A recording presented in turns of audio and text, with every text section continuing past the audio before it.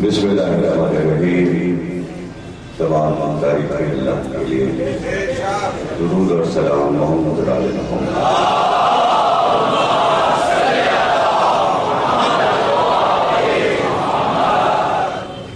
1434 ہجری کے شعر ثانی کی دوسری تقریر آپ حضرات دربار مسلی میں سماعت فرما رہے ہیں. شجاعت بنی ہاشم پر ہم گفتگو کر رہے ہیں. شجاعت کی تاریخ گزشتہ تقریر میں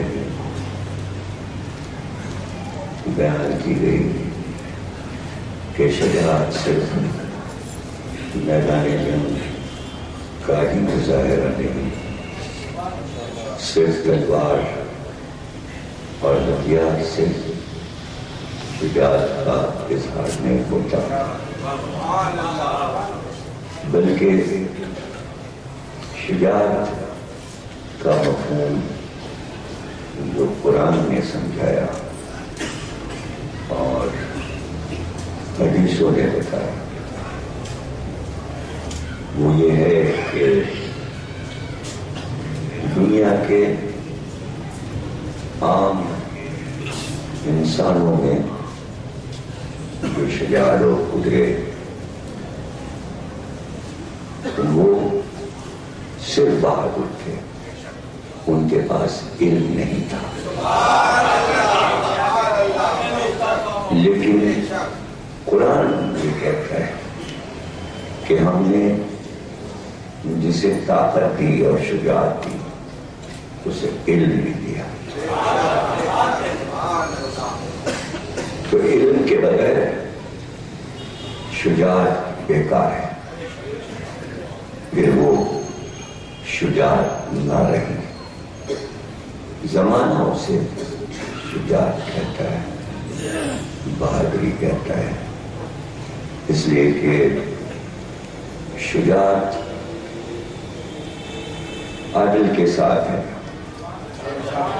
اور عدل اس وقت تک نہیں ہو سکتا جب تک کہ علم نہ ہو. علم کا ہونا ضروری ہے. تو بنی ہاشم کی شجاعت کا جو ذکر ہوتا ہے وہ علم کے ساتھ ہوتا ہے، اور کوئی بھی شجاعت بنی ہاشم میں ایسا نہیں گزرا جس کے پاس علم نہ ہو. شجاعت دی اور علم بھی دیا. شجاعت میں بھی کمال حاصل ہے اور علم میں بھی شجاعت حاصل ہے. اور اس پر دنیا کے بڑے بڑے دانشوروں نے لکھا ہے کہ یہ حیرت انگیز بات ہے کہ شجاع صاحب قلم بھی ہو، اور یہی وجہ ہے کہ مومن خواہ مومن نے جو غالب کے ہم اثر ہیں اور ذوق کے بھی ہم اثر ہیں اور عقیدے میں اہل حدیث ہیں، لیکن انہوں نے جو قصائد لکھے پہلی بار اردو ادب میں انہوں نے خلفاء کی شان میں قصیدے لکھے، اور بحیثیت چوتھے خلیفہ مولا علی کا قصیدہ بھی لکھا، اور پانچواں قصیدہ انہوں نے امام حسن کے لیے لکھا. امام حسین کے لیے قصیدہ نہیں لکھا انہوں نے، بلکہ شاید ان کی آئیڈیالوجی یہ تھی کہ چونکہ امام حسن جی 5ویں خلیفہ ہیں، مولا علی کے بعد وہ بھی خلیفہ ہوئے، اس لیے خلافت پر ہی انہوں نے قصیدے کو ختم کر دیا، اور امام حسین کے لیے انہوں نے قطعات اور رباعیاں لکھی، اور وہ کربلا سے مطابق۔ لیکن جو قصیدہ انہوں نے مولا علی کے لیے لکھا، اس کا عنوان رکھا صاحب سیف و قلم۔ اس سے اندازہ ہوا کہ تلوار اور قلم دونوں ایک جگہ پر جمع نہیں ہو سکتے، اور یہ مثال صرف مولا علی کہ جس کی تلوار اور قلم دونوں یکساں چلے،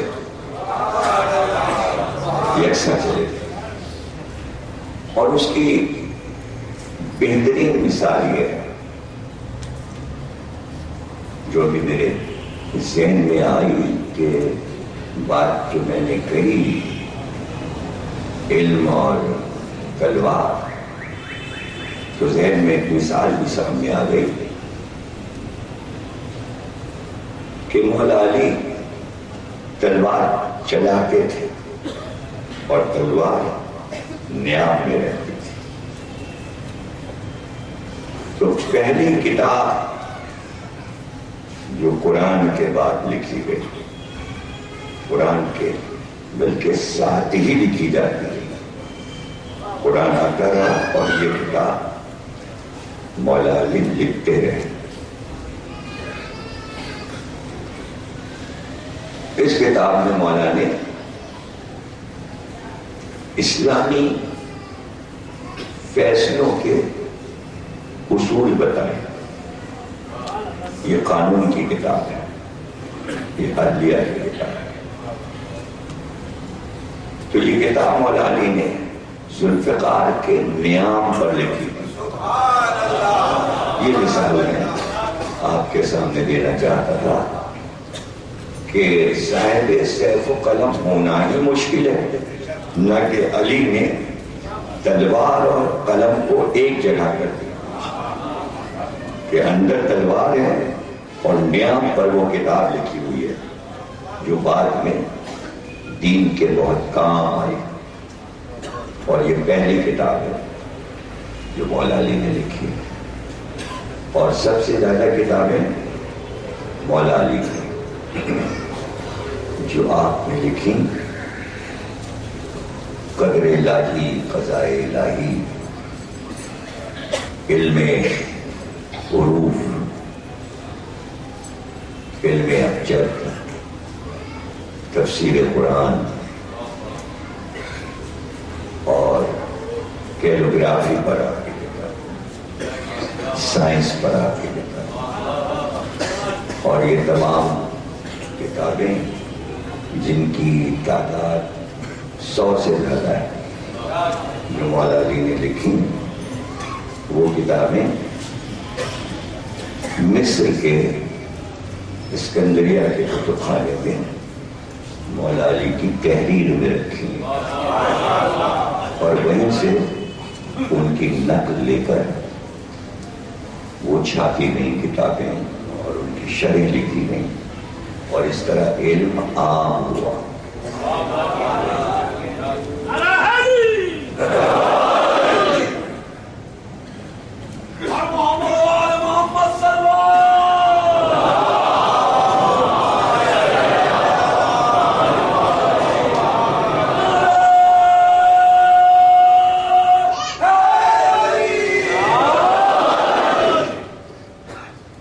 تو تلوار چلانا صرف کام نہیں ہے، بلکہ کہاں شجاعت کا اظہار ہونا چاہیے اور کہاں نہیں ہونا چاہیے، اور تلوار چلانے والا جو پورے زمانے میں شہرت پا چکا ہو، اور شجاعت کی داد لے چکا ہو، اور زمانہ یہ کہے کہ وہ تلوار کو روک لے ایسے موقع پر کہ جب زمانہ چاہے کہ تلوار چلے. یعنی زمانے کا تقاضا تھا کہ چلنا چاہیے تھی، لیکن علی نے پھر شجاعت کا مظاہرہ نہیں کیا. تو مظاہرہ کرنا اور شجاع ہر حال میں شجاع رہے گا، وہ تلوار چلائے یا نہ چلائے. تو جیسا کہ میں نے کل کہا تھا کہ طاقت محفوظ، شجاعت محفوظ، ایک شجاعت ہے جسے محفوظ رکھا جاتا ہے، اس کا اظہار نہیں کیا جاتا. تو اظہار نہ کرنا اور اسے محفوظ رکھنا، یہ شجاعت اس سے بھی بڑی ہے جو مظاہرے کے بعد ظاہر ہوتی ہے کہ ایک شخص سے اپنی جگہ پر بڑے بڑے بہادر صرف ڈرتے رہیں اور دل میں خوف بیٹھا رہے. اور اسی کی مثال میں نے دی تھی کہ لڑائیوں میں لوگ ہتھیار استعمال کرتے ہیں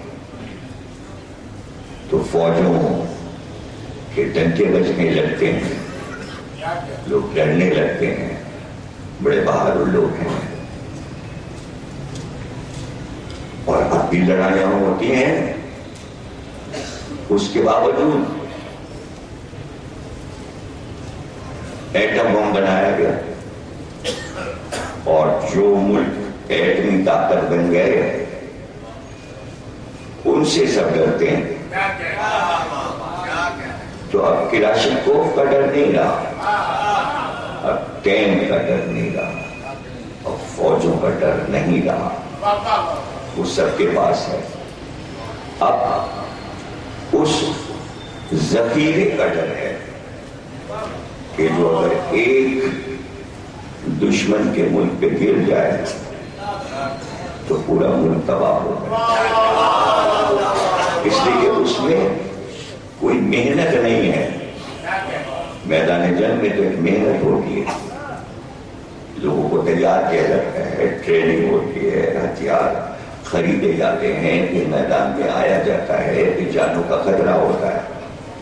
اس میں صرف ایک بٹن دبانے کی دیر ہوتی ہے، بٹن دبانے کی دیر ہوتی ہے، اور وہ بٹن بھی ملک کے پریسیڈنٹ کے سراہنے ہوتا ہے، خوابگاہ میں ہوتا ہے. اور اگر لال لائٹ اس کے سراہنے جل جائے اس بٹن کے اوپر کی، تو اس پر واجب ہے سیاسی طور پر کہ وہ بٹن دبا دے. بس وہ بٹن دبنا ہے کہ آپ سے آپ ایٹم بم کا ہوائی جہاز اس ملک پہ پرواز کر رہا ہوگا اور ایٹم بم گر جائے گا. تو اب ظاہر ہے کہ وہ بٹن دبتا کیوں نہیں؟ اس لیے نہیں دبتا کہ مشرق و مغرب کے ہر ملک کے صدر کے پاس وہ بٹن ہے، اور جب یہاں لال بتی جلے گی تو دوسرے ملک کو بھی پتہ چل جائے گا کہ ایٹم بم گرنے والا، تو وہ اپنا بٹن دبا دے گا. تو پتہ چلا دو ملک ایک ساتھ تباہ ہو جائیں گے، تو دونوں کو ایک دوسرے کا خوف ہے. یہ وہ طاقت ہے جو چھپی ہوئی ہے اور ڈر رہے ہیں، ایک دوسرے سے خوف زدہ ہیں. تو یہ آئیڈیالوجی تو یہیں سے لی ہے نا کہ مظاہرہ ہو چکا، لوگ دیکھ چکے کہ جاپان پہ گرا تو منظر تو دیکھ لیا نا، تو اب پتا ہے کہ اب یہ نہیں کرنا ہے، ایسا نہیں کرنا ہے، پورے شہر تباہ ہو جاتے ہیں. تو جن کے پاس ہے وہ صبر کر رہے ہیں کتنی لڑائیاں لڑ چکا ہے. ویتنام میں لڑا، کویت میں لڑا، عراق میں لڑا، افغانستان میں لڑا، ابھی بھی کئی ملکوں میں انوالو ہے. لیکن دشمن اگر اس کا نقصان بھی کر رہا ہے اور اس کے ملک میں بھی داخل ہو گیا ہے تو ایٹم بم نہیں گرا رہا، ایٹم بم نہیں گرا رہا. ہاں خوفزدہ ہیں لوگ کہ ایسا وہ کر سکتا ہے. چھوٹے چھوٹے بم گرا رہا، یعنی چھوٹے یہ نمونہ ہے، ڈرو کہ بڑا نہ گرا دیا جائے. سب ایک دوسرے سے ڈر رہے ہیں. تو کیوں؟ اس لیے انہیں پتا ہے کہ امریکہ جاپان پہ گرا چکا تو منظر دیکھ چکے، اب سب ڈر رہے ہیں. جب مادی دنیا میں یہ عالم ہے تو روحانی دنیا کا کیا عالم ہوگا کہ بدر سے حنین تک سب دیکھ چکے کہ ذوالفقار کا لوہا کیا ہے.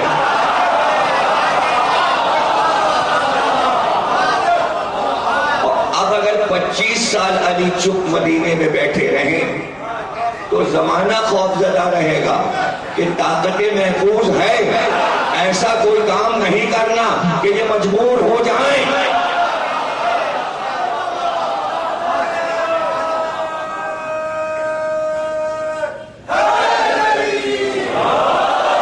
تو وہ کون سا کام تھا، وہ کون سا کام تھا جو ہونے والا تھا اور اس خوف سے نہ ہو سکا کہ مظاہرہ دیکھ چکے ہیں اگر ہم نے ایسا کیا تو پھر یہ انجام ہوگا جو بدر سے حنین تک عرب کے کافروں کا ہوا ہے. وہ کام کون سا تھا؟ وہ کام سورہ احزاب میں اللہ نے پہلے ہی سرکار کو بتا دیا تھا اور سرکار سے کہا تھا ان سب سے پوچھ لیجئے امت والوں سے کہ اگر رسول اپنی موت مر جائیں یا میدان جنگ میں مار ڈالے جائیں، قتل کر دیے جائیں، تو کیا تم سب الٹے قدم اپنے دین پہ واپس چلے جاؤ گے؟ تو سوال اپنی جگہ تھا، خوف تھا، قرآن نے سوال کر لیا تھا لیکن عمل نہ ہو سکا، اس لیے کہ دو آنکھیں تعاقب کر رہی تھی.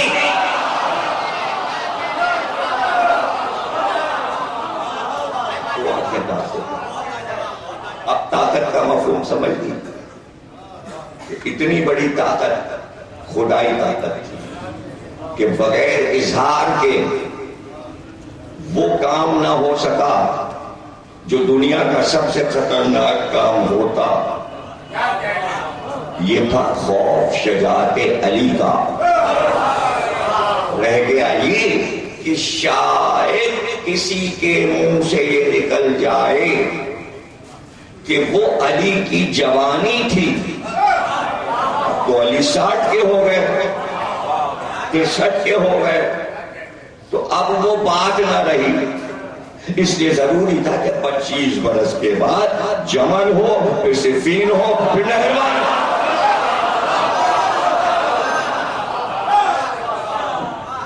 اور پھر ایک اور بات بھی ضروری کہ کسی قیمتی چیز کا اگر اظہار کرنا ہو تو اللہ نے ایسی دو چیزیں بنا دی ہیں تاکہ آپ کہہ سکیں یہ اچھا ہے اور یہ اس سے اچھا ہے. تو علی رسول کے دور میں بہت سے بنی ہاشم موجود تھے، حمزہ جیسا شجاع، جعفر طیار جیسا شجاع، پھر وہ سب شہید ہو گئے. پھر علی تنہا ہو گئے، اپنی شجاعت کے آئینے میں خود تھے، خود اپنے کو دیکھ رہے تھے اور کوئی سامنے نہیں تھا، اس آئینے میں کوئی عکس نہیں تھا. تو اظہار کیسے ہوتا، بڑائی کا اظہار کیسے ہوتا؟ کبھی کبھی زمانے کا قاعدہ ہے کہ اگر ایک چیز آپ کو نہ معلوم ہو کسی کے بارے میں، مثلاً انصر صاحب بیٹھے ہوئے اور ایک اننون شاعر بہت بڑا کراچی میں ہو اور آپ اسے نہ جانتے ہو، مشہور نہ ہو کہ وہ شاعر ہے، ویسے آپ اسے جانتے ہو، لیکن یہ اگر کہہ دیں کہ صاحب وہ بہت بڑے شاعر ہیں، سمجھ گئے نا؟ یہ شاعری کی مثال دے کے سمجھا رہا ہوں، یہ ہر فن میں ایسا ہوتا ہے۔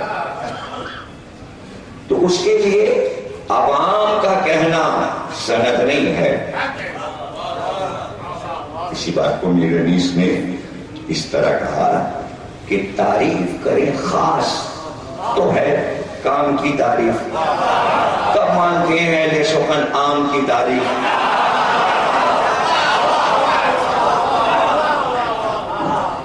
خواص کی تعریف قبول کرتا ہے بڑا جاننے والا، تو عوام اگر کہتے رہے یہ عالم ہے، یہ عالم ہے، یہ عالم ہے، نہیں بہت بڑا عالم کسی کو عالم کہتے، تو اب اسے کوئی رد نہیں کرتا۔ کسی نے ختمی مرتبت کو لڑتے نہیں دیکھا، جنگ کرتے نہیں دیکھا، تلوار چلاتے نہیں دیکھا، تو بنی ہاشم سبھی شجاع تھے۔ اور میں 10 دن تک پڑھتا رہا کہ ہاشم شجاع تھے، عبد المطلب شجاع تھے، ابو طالب شجاع تھے، حمزہ شجاع تھے، جعفر طیار شجاع تھے، طالب شجاع تھے، عقیل شجاع تھے، علی شجاع تھے، علی کی اولاد کل کی کل شجاع تھی، حسن شجاع تھے، حسین شجاع تھے، محمد حنفیہ شجاع تھے، عباس شجاع تھے، سب کا تذکرہ کرو۔ اور غیر قوم کا ایک آدمی آ کر کہے کہ جو سب سے بڑا ہاشمی ہے اس کی شجاعت سنو جسے محمد کہتے ہیں، تو پھر میں کیا کروں گا؟ اس لیے کہ وہ کہے گا مظاہرہ نہیں ہوا اور کسی نے دیکھا نہیں، میدان جنگ میں لشکروں کو زیر نہیں کیا، قلب لشکر میں نہیں دھسے، میمنے کو میسرے پر نہیں الٹا، لاشوں پہ لاشیں نہیں بچھائے، یلغار نہیں کی، تو ہم کیا کریں؟ کیسے بتائیں؟ کیسے بتائیں؟ ایک شخص نے ایک میدان جنگ میں علی کی فتح پر آ کر مبارکباد دی اور کہا یا علی، صفین کا واقعہ، یا علی دنیا میں نے آپ سے بڑا شجاع نہیں دیکھا۔ تو فوراً پلٹ کر کہا کیا کہتا ہے، مجھ سے کہیں شجاع برم تر میرا بڑا بھائی محمد تھا۔ اب پتا چلا کہ محمد علی سے بھی بڑے شجاع ہیں، علی سے بھی۔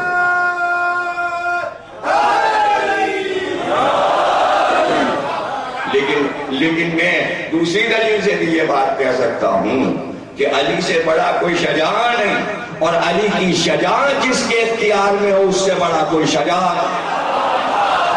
نہیں، سمجھا؟ عباس بہت شجاع ہے، عباس سے شجاع کوئی نہیں، لیکن عباس کی شجاعت جس کے اختیار میں وہ عباس سے بھی بڑا شجاع، اسے حسین کے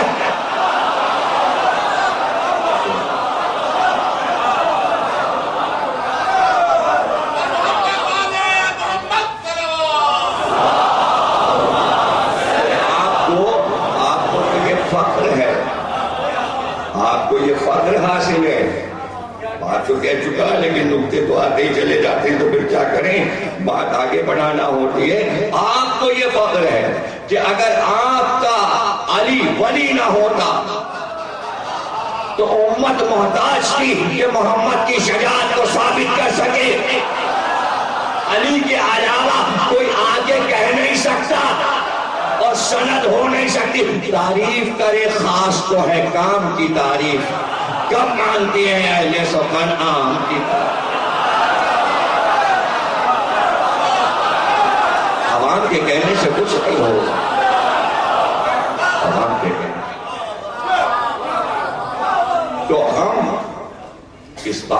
فخر کریں کہ جب موضوع ہے شجاعت بنی ہاشم تو ہم پہلے یہ کہتے ہیں کہ سارے شجاعوں میں سرکار دو عالم سب سے افضل ہیں. یہ کوئی نہ کہے اشرا ختم ہونے کے بعد کہ سب کی شجاعت سنا دی مگر سرکار کی شجاعت نہیں سنا دی. اور سرکار دو عالم کی شجاعت کا مظاہرہ وہ بھی سمجھ لیجئے. سرکار سو رہے تھے درخت کے نیچے, کافر آ گیا اور تلوار سرکار کی درخت میں لٹک رہی تھی اور اس نے تلوار اٹھا لی اور پھر ہوشیار کیا کہ محمد اب تمہیں کون بچائے گا, تمہاری تلوار میرے ہاتھ میں ہے. تو آپ نے فرمایا بچانے والا دیکھ رہا ہے. پتہ چلا محمد کی شجاعت براہ راست وہاں سے آ رہی ہے. دیکھیے جس کو خدائی طاقت ملی ہے اس کا نام ہے محمد مصطفیٰ صلی اللہ علیہ وآلہ وسلم. جس کو خدائی طاقت ملی, جب تک وہ نہ کہے بات سمجھ میں نہیں آئے گی. جب خیبر کا در اکھاڑا علی نے تو رسول اللہ نے کہا کہ علی نے خدائی طاقت سے اٹھایا تاکہ دنیا کے سمجھ میں خدائی طاقت تو آئے.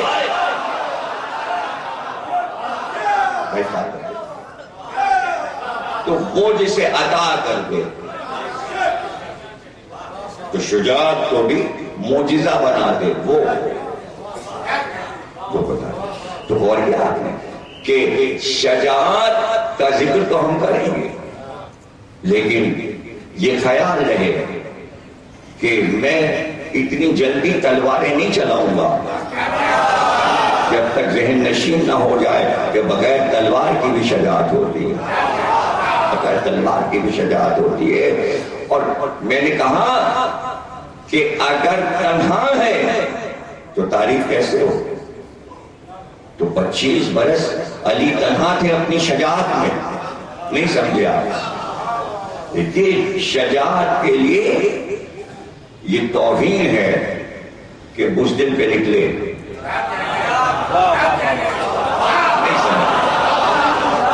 بھائی علی کی تلوار جب ہی نکلی جب یہ کہا گیا یہ عمر ابن عبدالعزیز سے زیادہ بہادر عرب میں نہیں ہے, تبھی تو نکلی. جب کہا گیا عرب سے بہادر یہودیوں میں کوئی نہیں, تب نکلی نا. تو کوئی تو پکار کے مدینے میں کہتا کہ علی تم سے زیادہ سجا آ گیا, اب نکالو. جب تھا ہی نہیں تو کس پہ نکال.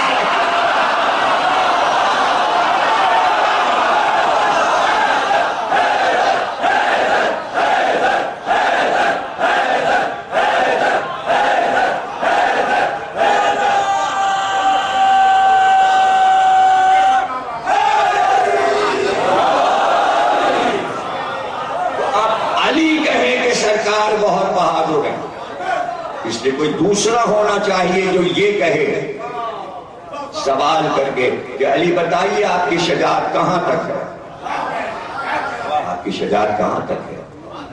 اس لیے 25 برس کے بعد ایک آدمی مدینے آتا ہے جسے اس سے پہلے کوئی نہیں جانتا تھا, اس لیے کہ وہ یمن میں رہتا تھا.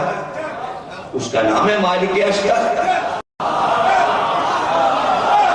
یعنی جب علی تخت نشین ہوئے تو لوگوں نے اسے پہچانا اور پھر اس کی شجاعت کی شہرت ہوئی اور پھر اس کے پرانے کارنامے سنائے گئے کہ لوگوں نے بتایا کہ بھئی اسے اشتر اس لیے کہتے ہیں جس کی بھون کٹ جائے ابرو کٹ جائے. تو ایک جنگ میں ابرو کٹ گئے تو اپنے ہاتھ سے ابرو کو جوڑ لیا اور پٹی باندھی, پوری تلوار نے ابرو کاٹ دیے. اس لیے اشتر کا خطاب ہو گیا, نام تو مالک تھا اس لیے اشتر کہہ جانے لگا. تو اب شجاعت کے کارنامے ماضی کے لوگ سناتے تھے لیکن ابھی مظاہرہ نہیں ہوا. ہاں جب صفین کا میدان آ گیا تو اب مالک کو موقع ملے گا کہ مظاہرہ کرے. تو خیمے کے باہر آ کے علی کے ساتھ بیٹھے ایک دم باہر آ گئے اور سب کو جمع کر کے کہا ہائے ابو طالب کا بیٹا، اگر اسی طرح آدھی جوار کی روٹی کھاتا رہا تو ہم جنگ کیسے کریں گے؟ آدھی روٹی کھا کے، 2 نوالے کھا کے پانی پی لیتا ہم کیسے لڑیں گے؟ 2.5 لاکھ کے لشکر ہیں، ہم کیسے جنگ کریں گے؟ مالک کی آواز پہنچ گئی، علی خیمے کا پردہ الٹ کر باہر آیا اور کہا مالک اعلان کرو، کہو کہ پورا عرب مل کر تنہا مجھ سے لڑنے آئے تو علی فاتح رہے گا، عرب ہار جائیں گے، پورا عرب مل کر۔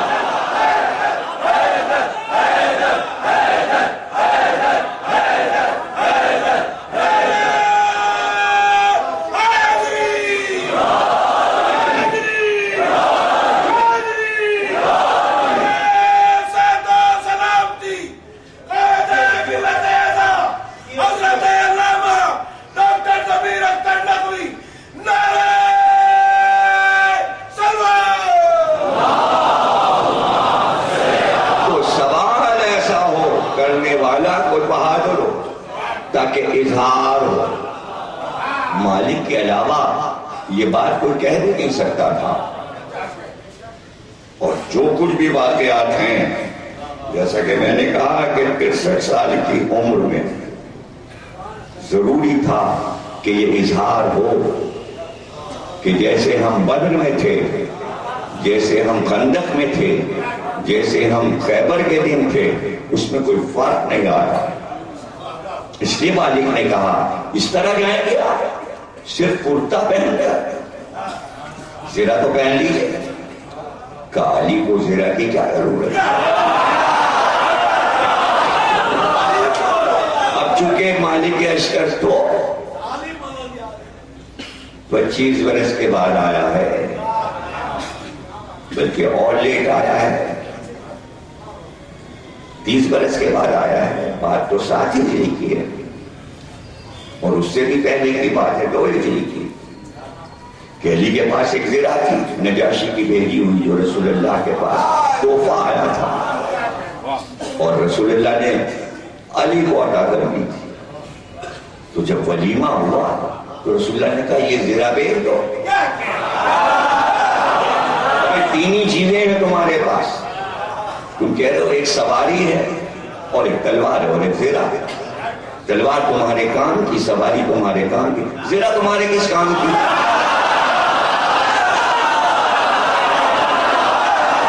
اور زرہ بھی قیمتی اس لیے کہ اس کا ایک ایک تار چاندی اور سونے سے پرویا گیا تھا، ایک تار سونے کا، ایک چاندی کا، ایک سونے کا ہے، اتنی قیمتی افریقہ سے آئی کہ افریقہ میں تو سونا نکلتا ہے، گھبرا نہ جائے کہ کہاں سے اتنا سونا آ گیا، وہاں سے تو ڈھیروں سونا انگریز لے گئے، کھود کھود کے نکال کے، وہیں سے تو سونا نکلتا ہے۔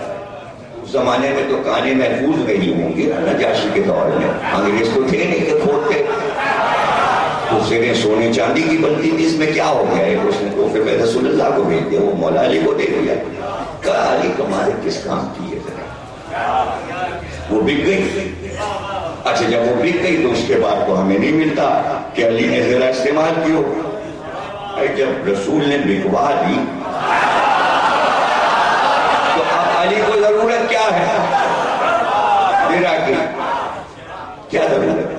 اور اس کے بعد فرمایا کہ خیبر میں جب میری آنکھوں میں لعاب دہن رسول اللہ نے لگایا تو اس کے بعد مجھے سردی اور گرمی کا اثر محسوس نہیں ہوا۔ اس لیے لوگ لکھتے ہیں کہ گرمی میں کمبل کا کرتا پہنے رہتے تھے اور سردی میں ایک باریک کرتا پہنے رہتے تھے، تو آپ نے فرمایا سردی اور گرمی کا اثر اس دن سے ختم ہو گیا جس دن سے لعاب دہن میری آنکھ میں لگا، تو اب کرتے ہی میں جنگیں ہوئی ہیں۔ اب مالک اشتر نہ شادی میں تھا نہ خیبر کے دن تھا، ہوتا ہے لیٹ آنے والوں کو وسائل سمجھ میں نہیں آتے، حالانکہ مالک بہت معرفت والا ہے، کمزوروں کی بات نہیں کرتا، اسی لیے رسول اللہ نے کہا تھا بھئی ٹھہرو انتظار کرو، جو آگے بڑھ گئے انہیں واپس بلاؤ، جو پیچھے رہ گئے ان کا انتظار کرو، اس لیے کہ پیچھے رہ جانے والوں کو پتہ نہیں چلے گا کہ غدیر کا اعلان ہو چکا، آگے جو بڑھ گئے انہیں پتہ نہیں چلے گا پیچھے کیا ہو گیا۔ تو اعتدال کی منزل پر آؤ۔ تو اب ظاہر ہے کہ شباب اسلام پر مالک اشتر نہیں تھا، اسے سب کچھ تو نہیں معلوم، اس لیے وہ کہہ بیٹھا کہ کتے میں لڑیں گے۔ تو آپ نے کہا علی کو زرہ کی کیا ضرورت ہے، علی کو زرہ کی کیا ضرورت ہے؟ اس لیے کہ مالک علی اس دن کے لیے زندہ نہ رہے جس دن کوئی مقابل آ کر علی پہ وار کرے۔ یعنی علی نے بتا دیا کہ ایسا ہو ہی نہیں سکتا کہ سامنے والا آ کر علی پہ وار کرے اور میں زخمی ہو جاؤں، اس لیے ذرا کی ضرورت ہی نہیں ہے۔ تو مالک نے کہا ہاں ٹھیک ہے، سامنے تو آپ جنگ کرتے ہیں تو کوئی نہیں آ سکتا، لیکن اگر پوچھ سے کسی نے وار کر دیا تو مالک کو میں پتہ نہیں، جیسے سامنے دیکھتا ہوں ویسے ہی پیچھے بھی دیکھتا ہوں۔ گویا مالک کی معرفت بڑھ رہی تھی، یہ اس کے سوال تھے جو وہ جاننا چاہ رہا تھا کہ شجاعت کے راز کیا ہیں اور رموز کیا ہیں، اور علی بتاتے جا رہے تھے۔ اور پھر وہ منزل بھی آ گئی کہ جہاں مالک بھی تلوار چلا رہے ہیں اور علی بھی تلوار چلا رہے ہیں، اور مڑ مڑ کر مالک یہ کہہ رہے ہیں لاشوں کے ڈھیر آپ نے دیکھے، لاشوں کے ڈھیر آپ نے دیکھے، یعنی داد لینا چاہ رہا تھا علی سے کہ علی سے زیادہ ڈھیر مالک نے لگا دیے، گرا دیے۔ تو علی نے کہا گاجر مولی کاٹ رہے ہو، میں شجروں کو دیکھ کے اگر کسی کی نسل میں 1000 برس کے بعد بھی مومن آنے والا تو تلوار ہٹا لیتا ہوں۔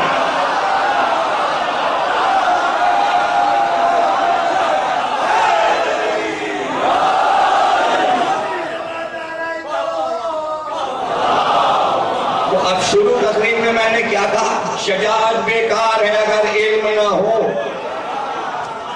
اگر علم نہ ہو تو پتہ چلا جنگ اس لیے نہیں ہو رہی کہ دشمن کو مارا جا رہا ہے، جنگ اس لیے ہو رہی ہے کہ اللہ کا دین باقی رہے۔ اگر کسی شجرے میں آگے اور مسلمان آنے والے ہیں تو اس کے جد کو نہ مارا جائے۔ اب لوگ پوچھتے ہیں کہ مدینے میں تلوار کیوں نہیں نکالی؟ ارے محمد بن ابی بکر قرآن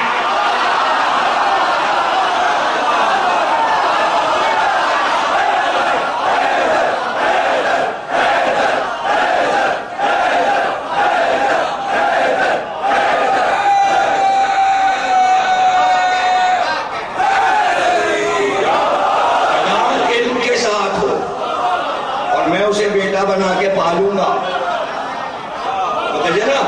یہاں تلوار چلانا مقصد نہیں ہے، دین کی گود میں پرورش کرنا ضروری ہے، اور وہ شجاعت نہیں کہلاتی جو دین سے ہٹ کے مظاہرہ ہو رہا ہو، اسے شجاعت نہیں کہتے، اسے دہشت گردی کہتے ہیں۔ شجاعت نہیں، بزدلی ہے، وہ ہنگامہ ہے، وہ خلفشار ہے جو علی نے نہیں ہونے دیا۔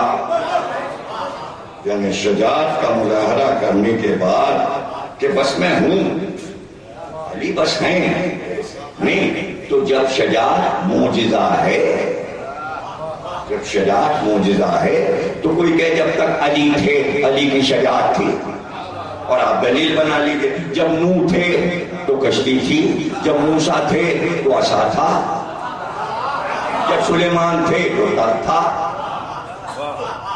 وہ نہ رہے تو نہ کشتی نہ عصا نہ تخت سلیمان۔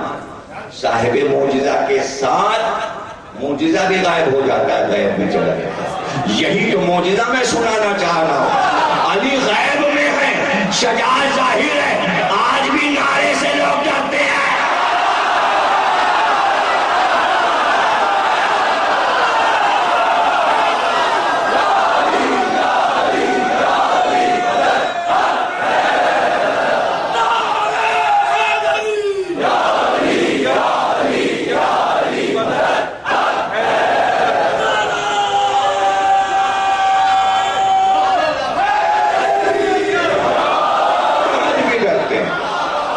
65 کی لڑائی یہاں والوں کے انٹرویو الگ اور دشمن کے انٹرویو الگ.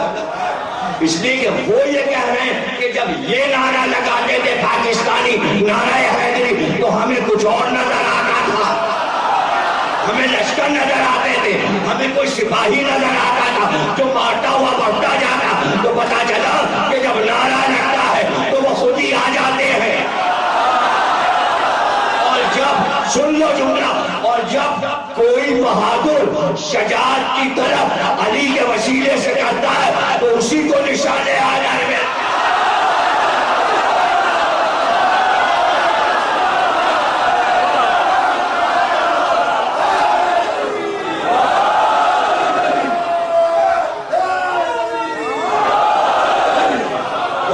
بہت لوگ روئے گائے کسی اور کے نام پہ بھی ہو جائے, کسی اور, مگر پتا یہ چلا کہ شجاعوں کے ہاتھ میں فیصلہ ہے. اور کیوں یہ فیصلہ نہ کر سکے کہ نشان حیدر کے ساتھ نشان نشان نشان نشان, اور اس لیے نہ کر سکے, اگر کر دیتے تو دنیا کہتی یہ شجاعت علم کے بغیر ہے, جاہل ہے.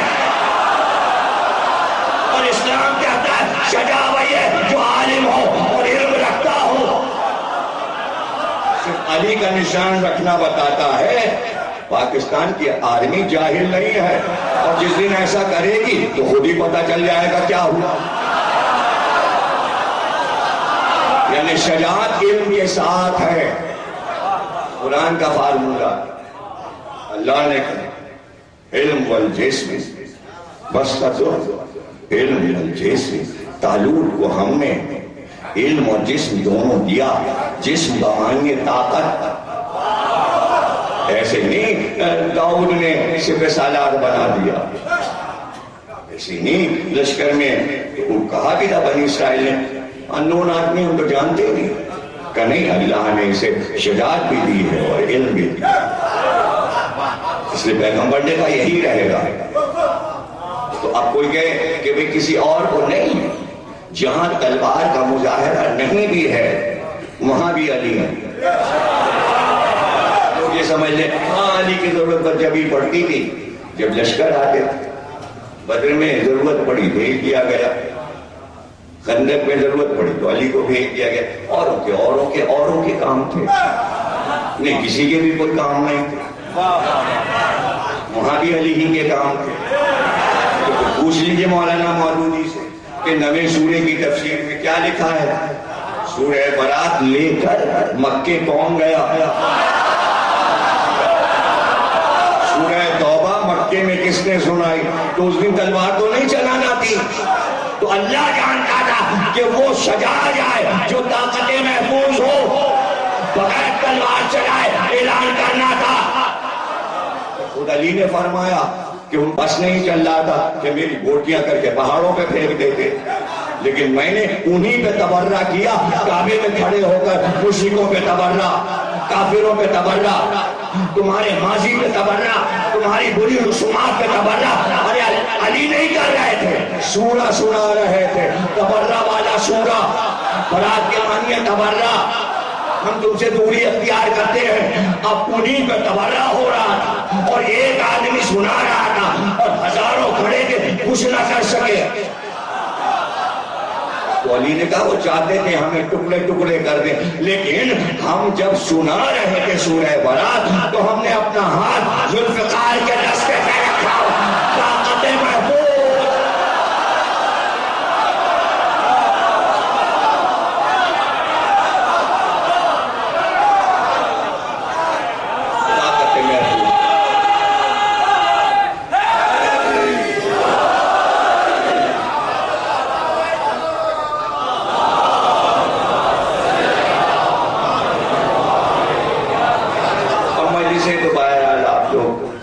ماشاءاللہ کراچی والوں کو کیا کہنا, شیخ ہم سے مجالس نمبر 1 ہو کے رہ گئے ہیں آپ لوگ,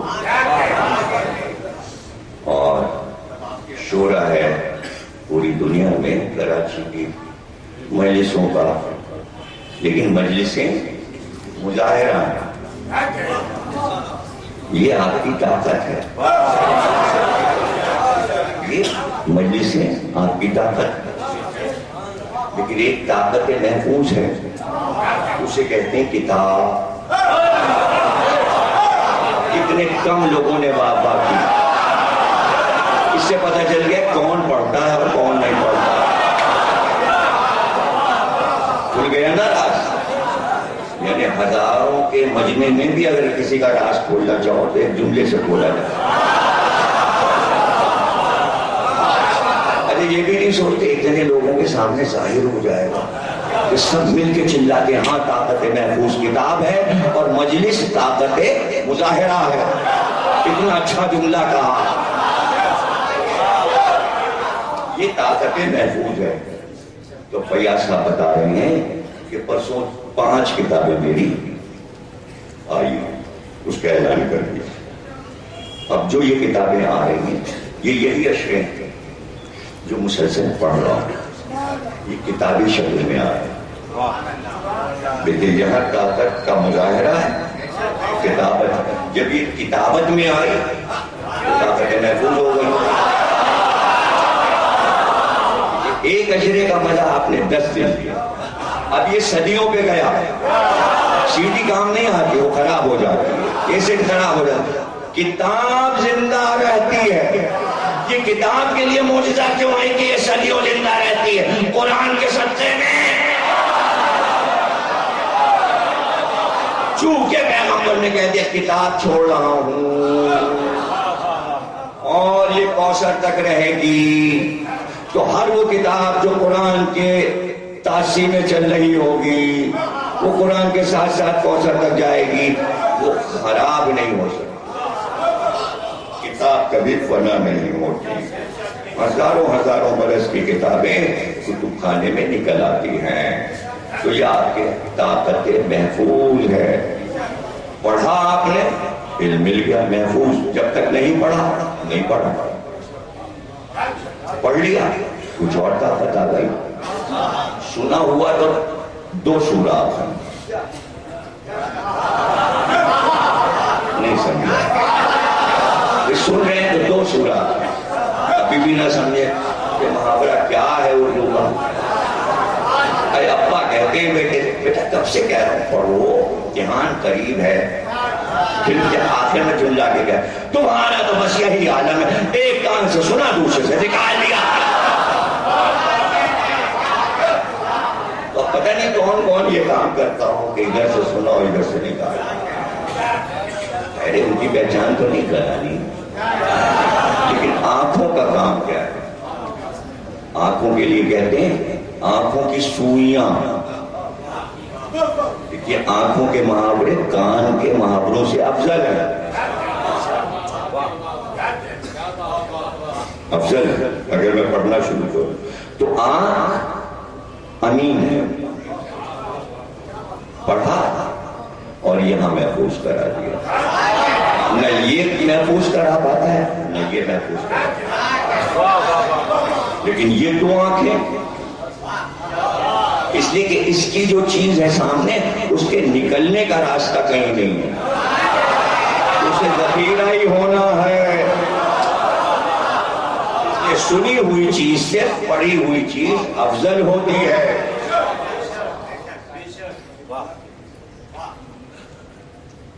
تو یہ اصل میں جو اشرے میں پڑھ چکا ہوں مسلسل وہ چھپتے جا رہے ہیں. تقریباً 50 کے قریب اشرے چھپ چکے ہیں. اور سال میں یہ رفتار جو ہے 10 اور 12 اشروں سال میں ہے. اور یہ علی وسیلہ نجات یہ پڑھا گیا 2001 امام بارگاہ خیمہ سادات لاہور میں.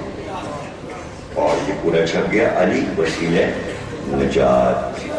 یہ مولا علی کی ذریعے نجف اور یہ اشرا ہے. تو اس میں یہ ہے کہ علی ہی وسیلہ نجات ہے. تو علی کن کن چیزوں سے نجات دلاتے ہیں وہ ہر مجلس میں الگ الگ بتا دیا گیا. تو پہلی مجلس میں بتا دیا گیا کہ علی ہلاکت سے نجات دلاتے ہیں، علی جہالت سے نجات دلاتے ہیں، علی اختلافات سے نجات دلاتے ہیں، علی لعنت سے نجات دلاتے ہیں، علی یہودیوں سے نجات دلاتے ہیں جس کے لیے مسلمان مرے جا رہے ہیں، کیسے نجات ملے، علی لا علمی سے نجات دلاتے ہیں، علی خلافت سے نجات دلاتے ہیں، علی عشق مجازی سے نجات دلاتے ہیں، علی بدنیتی سے نجات دلاتے ہیں، اور علی کفر سے نجات دلاتے ہیں۔ دیکھا آپ نے کتنا مواد ہے اس میں۔ تو یہ لاہور کا اشرا تھا، چھپ گیا۔ یہ میں نے جامعہ سپتیل میں 2006 میں پڑھا تھا، حیات حضرت عباس علمدار، اور اس میں مرتضیٰ بھائی، وسیع بھائی، سارے یہاں کے تمام لوگ یہاں سے جاتے تھے، اور یہ اشرا زیادہ تر لوگوں کا سنا ہوا ہے۔ اس میں پوری حیات عباس اس اشرے میں نے جو ہے وہ پڑھی تھی، اور اس کی پہلی تقریر جو تھی حیات عباس کے موضوعات اور تحقیق، پہلی تقریر میں بتایا گیا ہے، پھر ولادت ابوالفضل العباس پر گفتگو ہے، پھر حضرت ام البنین کی شادی تیسری تقریر ہے اور اس کی تفصیلات، پھر چوتھی تقریر میں حیات عباس کے تمام گوشے بیان ہوئے ہیں۔ اس سے پہلے حضرت عباس کو کوئی اشرا پاک و ہند میں نہیں پڑھا گیا تھا۔ پہلی بار میں نے 10 مجلس کا موضوع بنا، ایک مجلس تو سبھی حضرت عباس پہ پڑھتے ہیں، 5واں مجلس اہل بیت کے محافظ عباس۔ اب یہ ایک بحث تھی جو میں نے تمام کر دیے، آگے بحث نہیں ہوگی۔ عباس معصوم ہیں، یہ 6ٹھی مجلس میں بتا دیا گیا۔ اس کے بعد ظاہر ہے کہ 7ویں مجلس 17 سفر امام رضا کیا جاتا ہے، لیکن اس میں بھی حضرت عباس ہیں اور امام رضا۔ پھر 8ویں مجلس حضرت عباس کی جنگ، اس میں نے 3 جنگیں حضرت عباس کی بتائی ہیں۔ 9ویں مجلس عظمت عباس، اور 10ویں مجلس عبد الصالح، یعنی یہ جملہ زیارت عباس میں استعمال ہوا، اور اللہ قرآن میں کہتا ہے کہ ہم صالح بندوں کو زمین کی حکومت دے دیں گے، تو اس میں حضرت عباس شامل ہے اس آیت میں۔ اور 11ویں تقریر روضہ حضرت عباس کا پورا حال ہے اور اس کی تاریخ ہے۔ تو اور اس میں اتفاق سے ابھی میں حیدرآباد دکن گیا تھا، تو وہاں کے اخبار نے جو سفر نامہ حیدرآباد دکن کا لکھا تھا، روزنامہ بے مثال نے، وہ مضمون بھی اس میں دے دیا گیا ہے۔ اور یہ اشرا میں جب حج کرنے گیا تھا 1986 میں، تو جب واپس آیا تو رضویہ میں یہی اشرا جو چیلم کا ہوتا ہے، موسکین اسلام کے عنوان سے یہ اشرا میں نے پڑھا، اور اس میں حج کا سفر نامہ بھی بتایا تھا۔ یہ 1985 میں جب حج کے لیے گیا، تو اس کی پہلی تقریر ہے فن خطابت۔ فن خطابت کیا ہے، اس کے بعد دوسری تقریر مسلم ہیں چونکہ تو حضرت عبد المطلب پر ہے، پھر تیسری تقریر حضرت ابو طالب پر ہے، پھر چوتھی تقریر حضرت عبداللہ اور جناب آمنہ پر ہے، اور دونوں کی شادی کیسے ہوئی اور کس طرح زندگی گزری یہ ہے، اور 5ویں تقریر حضرت خدیجہ پر ہے، اور 6ٹھی تقریر پھر امام رضا پر ہے، اور 7ویں تقریر جناب حمزہ پر ہے۔ اور ہو سکتا ہے کہ یہاں بھی ایک تقریر میں جناب حمزہ پر کروں، اور 8ویں تقریر حضرت جعفر طیار پر ہے، ہو سکتا ہے کہ یہاں میں حضرت جعفر طیار پر بھی تقریر کروں، لیکن جو اس میں ہے اس سے ذرا ہٹ کے تقریر کروں گا، تاکہ یہ نہ ہو کہ آپ کا یہ جو پڑھا وہی سنا، جو سنا وہ پڑھا۔ اور یہ 9ویں جو ہے حضرت علی اور علم پر ہے، اور 10ویں جو ہے حج کا سفر نامہ اور مسائل فاطمہ زہرا، یہ اس میں ایک معجزہ بھی ہے۔ اس کے بعد یہ عورت اور اسلام، یہ اشرا، یہ بھی پہلی بار یہ موضوع ممبر پر آیا تھا۔ اس سے پہلے اس میں نے بتا بھی دیا کہ اس سے پہلے اشرا اس موضوع پر نہیں پڑھا گیا۔ اس میں ظاہر ہے کہ خواتین کی فرمائش بھی تھی، اور یہ 1989 30-35 سال ہو گئے اس کو پڑھے ہوئے۔ یہ رضویہ کا اشرا ہے۔ اس کی پہلی مجلس جو ہے وہ قرآن میں عورت، پھر دوسری مجلس جو ہے جناب آسیہ اور مادر بہر قلمی، تیسری مسجد جو ہے جناب حاجرہ اور جناب فضلہ، اور چوتھی مسجد جو ہے جناب زلیخا، اور پانچویں مسجد شہزادی کون ہے سلام اللہ علیہ، اور چھٹی مسجد جناب ام سلمہ پر ہے، اور ساتویں مسجد جناب خدیجہ اور فاطمہ بنت اسد پر ہے، اور آٹھویں مسجد جناب زینب اور جناب ام کلثوم پر ہے، اور نویں مسجد خواتین اول اور ملکان نورجہاں پر ہے۔ یعنی وہ عورتیں کہ جو آل محمد کی خدمت گزاریں، ایک تقریر ان پہ بھی رکھی گئی، اور 10ویں مجلس رسول اللہ کی زوجہ جناب ماریہ قبطیہ پر ہے، عورت اور اسلام۔ اور یہ ایک اہم کتاب اور آ گئی اور اتفاق سے بہت جلدی تیار بھی ہو گئی، اور یہ ہے امام زمانہ کی لکھائی ہوئی زیارت ناحیہ۔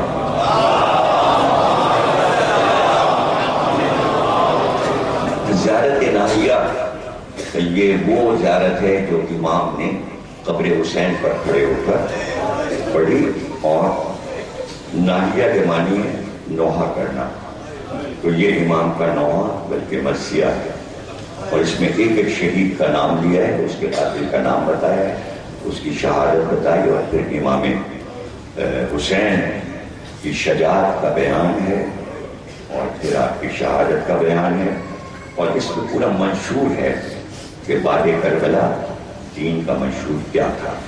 اور اس میں پیش لفظ کے بعد میں نے یہ زیارت ناحیہ کا ایک معجزہ بیان کیا ہے کہ جس میں میں اس کو پڑھ کر سفر پہ روانہ ہوا 2010 میں، اور چونکہ 14 کی تقریر میں یہاں کرنا تھا شعبان کی، اور 15 شعبان کی چکوال میں کرنا تھی، اور چونکہ 2 دن پہلے میں آیا تھا چکوال سے، اور پھر یہاں تقریر کر کے پھر واپس جانا تھا، تو جتنے بھی سفر ہو رہے تھے وہ ایئر ویلو سے ہو رہے تھے، لیکن اس دن جب میں یہ زیارت ناحیہ پہ تقریر کر کے ایئرپورٹ پہنچا تو مجھے جو ٹکٹ ملا اس پہ شاہین لکھا تھا، تو میں بہت حیران ہوا کہ ایئر ویلو کا ٹکٹ تھا، شاہین کا کیسے ہو گیا۔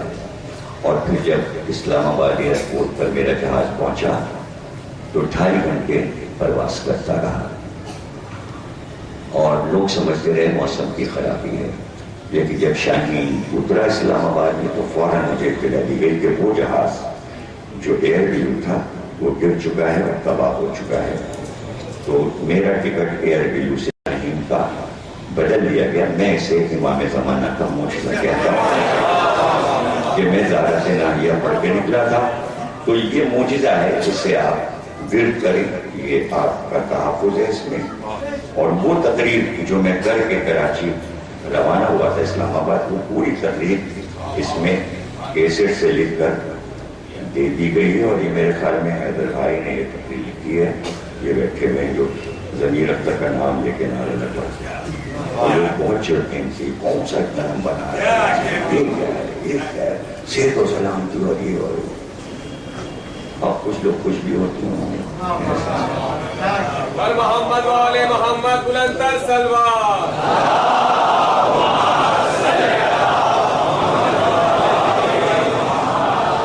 تو جناب عالی، اس میں ایک اور آپ کے لیے تحفہ زیارت ناحیہ میں، کہ جب زیارت ناحیہ ختم ہو گئی تو جتنے شہداء کے نام آئے ہیں اس میں سب کی زبان حیات مختصر سی، تاکہ زیارت میں جن کے نام آئے ان کا پتہ آپ کو مل جائے کون کون لوگ ہیں۔ پھر ایک اور تحفہ اس میں رکھا گیا کہ زیارت ناحیہ کا ترجمہ مرزا دبیر نے اپنے مرثیے میں کیا، وہ پورا مرثیہ مرزا دبیر کا ڈھونڈ ڈھانڈ کے دے دیا گیا۔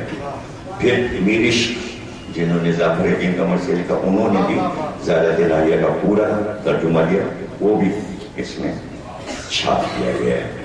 پھر اس کے بعد میرے نیز کے پوتے نے منظوم سے نظم میں دیا تھا، تو وہ منظوم نظم بھی دے دی گئی، اس میں تمام شہداء کے نام نظم میں آ گئے۔ پھر حالات ہیں، اور آخر میں شاہد نقوی صاحب یعنی جدید دور میں جو ہے وہ انہوں نے بھی زیارت ناحیہ کا ترجمہ کیا، اور وہ ظفر الایمان میں اسد آغا اس کو نوحے میں پڑھتے ہیں زیارت ناہیہ کے ترجمے کو، جو یہاں سے شروع ہوتا ہے، اے زندگی کے مطلع تاباں تجھے سلام.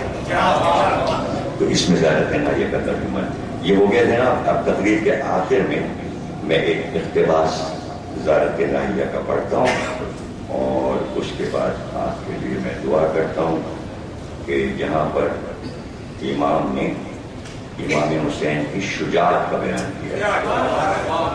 اچھا، معصوم کی زبان سے معصوم کے فضائل کا مظاہر کچھ اور ہوتا ہے.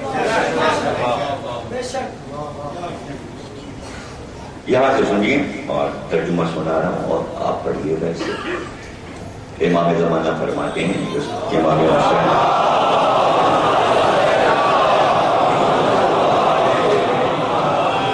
فرماتے ہیں کہ امام حسین فوراً آپ مخاطب ہیں نا امام سے قبر پر، فوراً آپ اپنی اولاد، اہل خاندان، اپنی فرما بردار جماعت کو لے کر چلیں.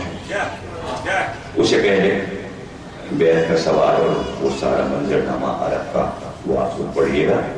یہاں سے میں پڑھ رہا ہوں کہ فرماتے ہیں کہ آپ نے حق اور روشن دلائل کو واضح کر دیا اور خلق خدا کو حکمت اور پسندیدہ واز کے ساتھ خدا کی طرف دعوت دی اور حدود شریعت کے قائم کرنے کا، نیز معبود کی فرما برداری کا، محرمات سے بچنے اور سرکشی سے باز رہنے کا حکم دیا.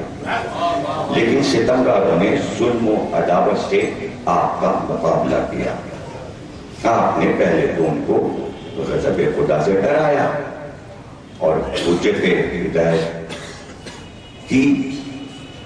آخرکار جب انہوں نے آپ کے بارے میں ہر عہد کو توڑ دیا، ہر حکم خدا کو پس پشت ڈال دیا اور آپ کی بیعت سے بھی پھر گئے، زیادہ سے پتہ چلا کہ پورا عرب امام حسین کی بیعت میں تھا. اب اس پہ تو تقریر ہو سکتی ہے کہ کس طرح پورا عرب امام حسین کی بیعت میں تھا. اور ابھی شاید میں نے کسی تقریر میں کاظمین کی ایک تقریر میں بتایا کہ جب غدیر کا واقعہ ہو چکا تو رسول اللہ نے 3 خیمے لگوائے، بیچ میں زرد خیمہ، ایک طرف سبز ایک طرف سرخ، اور خیمے کے سامنے کجاویر کے تخت بنائے گئے، اس پہ چادریں ڈالی گئی. بیچ کے خیمے کے سامنے مولا علی کو بٹھایا رسول اللہ نے اور شملہ باندھا، یعنی دونوں شملے لٹکائے جیسے دولہا بنایا جاتا ہے، اور وہاں علی کو بٹھایا. اور جو سبز خیمہ تھا اس کے سامنے جو تخت تھا وہاں امام حسن کو بٹھایا، ان کے سر پہ سبز امامہ باندھا اور شملے لٹکائے. اور تیسرا جو سرخ خیمہ تھا اس کے سامنے تخت لگا کے امام حسین کو بٹھایا. 7 اور 7.5 سال کی عمریں ہیں شہزادوں کی. حسین کے سر پہ سرخ امامہ باندھا اور اس کے بعد حکم دیا سب جاؤ علی کی بیعت کرو. جب علی کی بیعت ہو چکے تو حسن کی بیعت کرو، پھر حسین کی بیعت کرو. تو پوری امت حسین کی بیعت فرمان رسول پہ کر چکی تھی. تو امام زمانہ فرما رہے ہیں کہ انہوں نے ہر عہد کو توڑ دیا اور آپ کی بیعت سے پھر گئے اور اپنی شقاوت سے انہوں نے آپ کے خدا اور آپ کے جذب امجد کو غضبناک کیا اور آپ سے لڑنے کی پہل اپنی طرف سے کی. تو پھر آپ بھی، چونکہ شجاعت میرا موضوع ہے تو میں چاہتا تھا یہ سب آپ ضرور سنیں اور پڑھیں بھی اسے غور سے. آپ نے اپنی طرف سے کی تو پھر آپ بھی ضرب نیز و شمشیر کے لیے میدان میں آ گئے اور بدکاروں کے لشکر کو پیس ڈالا. ایک جملہ ہے امام زمانہ اور حسین کی شجاعت کسی ایک جملے سے تاریخ سنہرے حروف سے لکھی کہ اتنے بڑے لشکر کو حسین نے پیس ڈالا. آپ جنگ کے گہرے غبار میں دھسے ہوئے ذوالفقار سے حیدر کرار کی طرح قتال کر رہے تھے. معصوم گواہی دے رہا ہے. حسین کی جنگ کا منظر 12ویں امام کہتے ہیں آقا نے جب آپ کے دل کو مسکوت اور بالکل بے خوف و ہراس دیکھا تو آپ کے لیے اپنے مکر کے جال بچھانے لگے اور اپنے مخصوص سفیانی چالاکیوں اور شرارت کے ساتھ آپ کے ساتھ قتال کرنے لگے۔ ملعون عمر بن سعد نے اپنے لشکر کو حکم دیا کہ پانی تک حسین نہ پہنچ سکے۔ سب لوگ تیزی کے ساتھ آپ سے قتال کرنے لگے اور آپ پہ در پہ ملے جلے حملے ہونے لگے۔ آپ کو تیروں سے چھلنی کر دیا، سب نے ظلموں سے تب کے ہاتھ آپ کی طرف بڑھا دیے۔ نہ انہوں نے آپ کے بارے میں اپنی کسی ذمہ داری کو دیکھا، نہ یہ کہ آپ کو اور آپ کے ساتھیوں کو قتل کرنے میں اور آپ کے سامان کو لوٹنے میں وہ کتنے زبردست گناہ کے مرتکب ہوں گے۔ آپ غبار جنگ میں دھسے ہوئے تھے اور ہر ایک اذیت اٹھا رہے تھے۔ آپ کا سر دیکھ کر ملائکہ افلاک پہ تعجب کر رہے تھے۔ ظالموں نے ہر طرف سے آپ کو گھیر لیا اور زخم پر زخم پہنچا کر آپ کو مزمحل کر دیا۔ دم لینے کی مہلت نہیں، آپ کا کوئی مددگار نہ رہا تھا۔ بے کسی کے عالم میں انتہائی صبر و ضبط کے ساتھ آپ اپنی مسکراہٹ اور بچوں کی طرف سے ہجوم اشقیہ کو ہٹا رہے تھے، یہاں تک کہ انہوں نے آپ کو گھوڑے سے گرا دیا۔ آپ زخموں سے چور ہو کر زمین پر گر گئے۔ لشکر کے گھوڑے اپنے سوموں سے آپ کو کچل رہے تھے اور سرکش ستمگر اپنی تلواریں لیے آپ پر چڑھے چلے آ رہے تھے۔ موت کا پسینہ آپ کی پیشانی پر آیا ہوا تھا اور آپ کے دست و پا ادھر ادھر سمٹتے اور پھیلتے تھے۔ آپ چشمے نیم واسے اپنے کنبے اور بچوں کو دیکھ رہے تھے۔ حالانکہ اس وقت آپ کی خود کی حالت تو ایسی تھی کہ آپ کو اپنے کنبے کا اور بچوں کا دھیان نہ آ سکتا تھا۔ اس وقت آپ کا گھوڑا ہنہناتا ہوا اور روتا ہوا آپ کے خیام کی طرف چلا جاتا۔ تاریخ نہیں ہے، روایت نہیں ہے، امام فرمائے جب اہل حرم نے آپ کے راہبار کو بے سوار دیکھا اور سینے اسب کو نیچے ڈھلکا ہوا دیکھا تو بے قرار ہو کر خیموں سے نکل پڑی اور بال بکھرائے ہوئے اوپر تماچے مارتے ہوئے، جبکہ پردے کا دھیان نہ تھا، نوحہ بکا کرتے ہوئے اپنے بزرگوں کو وارثوں کو پکارتے ہوئے، جبکہ اپنی اس مخصوص عزت و شوکت کے بعد حفاظت کی نظر سے دیکھے جا رہے تھے، سب کے سب قتل گاہ کی طرف تیزی سے جا رہے تھے۔ امام فرماتے ہیں اور یہ منظر تاریخ کھینچ بھی نہیں سکتی تھی، اگر معصوم نہ بتاتا تو ہمیں نہ پتہ چلتا اور ہم اس منظر کو نہ دیکھ سکتے۔ امام زمانہ فرماتے ہیں شمر اس پر آپ کے سینے پر بیٹھا ہوا اور اپنا خنجر آپ کی گردن پر پھیر ریش مبارک ظالم اپنے ہاتھ میں لیے ہوئے اپنی ہندی تلوار سے آپ کو ذبح کر رہا تھا۔ آپ کے دست و پا بے حرکت ہو گئے اور سانس رک گیا۔ نیزے پر سر القص کو اٹھایا گیا اور اہل حرم کو غلاموں کی طرح قید کر لیا گیا اور آہنی زنجیروں میں جکڑ کر اونٹوں پر بٹھا دیا گیا۔ دن کے دوپہر کی گرمیاں ان کے چہروں کو جھلسا رہی تھیں اور وہ غریب بیابانوں اور جنگلوں میں پھرائے جا رہے تھے، ہاتھ ان کے گردنوں سے بندھے ہوئے تھے اور بازاروں میں ان کو پھرایا جا رہا تھا۔ وائے ہو ان نافرمانوں فاسقوں پر جنہوں نے آپ کو قتل کر کے اسلام کو تباہ کر دیا، نمازوں کو روزوں کو معطل کر دیا، شریعت کے چلن کو اور احکام کو توڑ دیا، ایمان کی عمارت کو ڈھا دیا اور قرآن کی آیتوں کو جلا دیا اور بغاوت اور سرکشی میں دھستے چلے گئے۔ آپ کے قتل سے رسول اللہ مظلوم قرار پا گئے، مظلوم بھی ایسے کہ اپنے بچے کے زخموں کا بدلہ نہ لے سکے۔ آپ کے قتل سے کتاب خدا پر لاوارسی چھا گئی، آپ کے ستائے جانے سے اصل میں حق ستایا گیا، آپ کے نہ ہونے سے اللہ اکبر اور لا الہ الا اللہ کی آوازوں میں کوئی روح نہ رہی. حرام و حلال کا امتیاز، قرآن اور قرآن کے معنی کا تعین سب ضائع ہو گیا. آپ کے بعد شریعت میں کھلی ہوئی تبدیلیاں، فاسد عقیدے سے حدود شریعت کا تعطل، نفسانی خواہشوں کا زور، گمراہیاں، فتنے اور غلط چیزوں کا ظہور ہوا.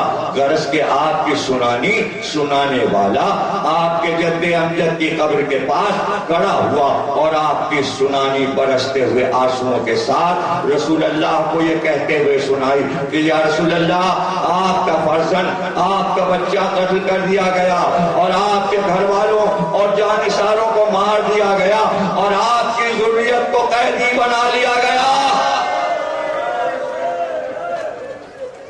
یہ ہے امام زمانہ کا بیان. اور ظاہر ہے کہ ہم مقتل، روایت، کتاب اور تاریخ سے فضائل و مسائل پڑھتے ہیں.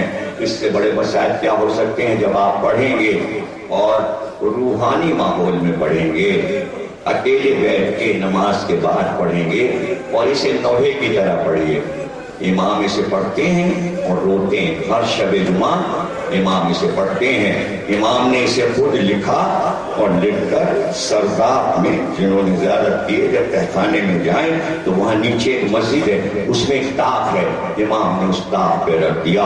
اور اس طرح علماء کو یہ زیارت امام سے تحفے میں ملی. شیخ صدوق، علامہ مجلسی، شیخ مفید، جعفر شوستری، سب نے اس کو مستند زیارت قرار دیا ہے.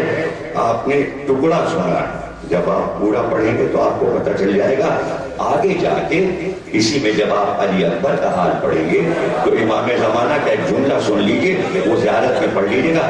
امام فرماتے ہیں کہ علی اکبر کی والدہ سے زیادہ صابر زمانے میں کوئی بیوی نہیں گزری. کافی تھا کہ امام یہ کہتے تھے کہ ام لیلہ بہت صابر ہے، اس کے بعد کہتے ہیں اے بی بی، میرے ماں باپ آپ کے صبر پر صدقے ہو جائیں. 12ویں امام کے والد امام معصوم ہیں. یہ صبر کربلا. اب میں سوچا کرتا تھا کہ خصوصی طور پر امام زمانہ نے علی اکبر کی والدہ ام لیلہ کا ذکر کیوں کیا. تو کل بھی تقریر آپ سن چکے کہ کیا ہوا، کیسے سب دفن ہوئے. تو اب سنیے کہ 12 کی صبح کو مقتل میں لاشیں پڑے تھے. آج 12 محرم ہے نا، آپ امام کے سورین کی مجلس کر رہے ہیں نا، تو یہی دن میں بتا رہا ہوں جب دن چڑھا تو اسیر کر کے بیویوں کو مقتل میں لایا گیا. ارے لے جا کے اگر لے جانا تھا کوفے، ادھر لائے جہاں لاشیں پڑی. تو تمام بیویاں جب لاشوں کے قریب آئیں تو ایک ایک بیوی ایک ایک لاش بگڑنے لگی. ام فروا قاسم کی لاش پر، رقیہ بیوی اپنے بچوں کی لاش پر، جناب زینب امام حسین کی لاش کے قریب اور جسم کو اٹھا کر اپنے زانوں پہ رکھ دیا. ابن اسیر نے اپنی تاریخ میں لکھا ہے کہ ایسے بین ہوئے کہ مورخ یہ کہتا ہے کہ ہم نے اتنا گریہ کبھی زندگی میں نہیں دیکھا، اور گریہ کا یہ عالم تھا. اس طرح بیویاں رو رہی تھی لاشوں پر. زمین کربلا لگتا تھا دھمک سے ہل رہی ہے، زلزلہ آ گیا.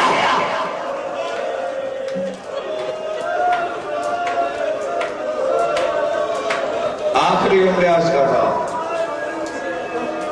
پتھر جگر بھی یہاں پر آگے لڑس جاتا ہے. اس لیے کہ جو سنانے جا رہا ہوں یہ حال شمر نے یزید کو سنایا ہے. تو اس وقت یزید کے دربار میں بھی قیامت ہو گئی تھی. جو جملہ اب کہنے جا رہا ہوں جب یہ سنایا شمر نے، آج سنا رہا ہے کہ کیا ہوا. 12 کو جب مقتل میں بیویاں آئیں، پورا کربلا سنا کے اب یہ سنا رہا ہے شمر حال. لیکن میں مقتل سے سنا رہا ہوں اور امام زمانہ کے حوالے سے سنا رہا ہوں. تو تاریخ یہ لکھتی ہے کہ صرف حسین کا سر عاشور کو کٹا تھا، کسی مجاہد کا سر نہیں کاٹا گیا۔ تاریخ یہ لکھتی ہے جب بیویاں مقتل میں پہنچ گئی تو سب کے سر موجود تھے، سب کے سر موجود تھے جسم پر۔ ام لیلا نے علی اکبر کی لاش اٹھا کر اپنی گود میں لے لی۔ اس وقت عمر سعد نے حکم دیا شمر کو کہ سب جائیں تلوار لے کر اور ایک ایک سر کاٹ کر لے آئے۔ بیویوں کی گود میں بچوں کے سر کٹنے لگے تو اس وقت شمر کہتا ہے جب تلوار لے کر میں علی اکبر کی لاش کے پاس آیا تو ام لیلا نے پکار کر کہا علی اکبر کی گردن پر اپنی گردن